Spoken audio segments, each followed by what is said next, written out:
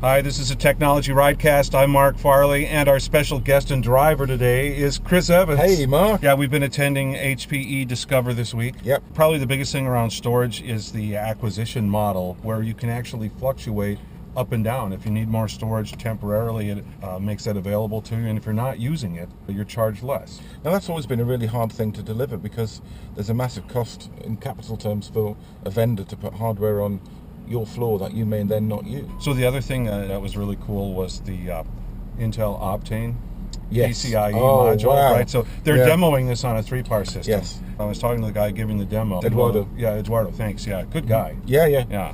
He's Ivan's evil twin. You're just like Ivan, but he's evil twin. We'll have to get a picture of the two of them side by Yeah, side. who do we apologize to? Ivan or Eduardo? I'm Well, not maybe we sure. don't. For anybody who doesn't know, Optane is the 3D Crosspoint branded name that Intel are using. It's the successor to the current NAND technology. It's meant to be faster, and the idea is it sits in the 3-PAR as another layer of cache. Now, when you've got an old flash system, in order to get high performance, you need something faster than the flash. So what you put in is the Optane. What were they saying? Maybe about a year out, or I think so. Yeah, they've still got a bit of work to do just to make sure it's integrated. So we heard from the machine team in Hewlett Packard Labs. We thought the machine might have been technology that would have been kept as a separate platform that would have been developed, and it seems that that's not the case. It's certainly not a PC replacement. No, Right. absolutely It's not going to be no. that. But where I think it could be interesting, when people talk about scaling, they normally think about scaling up.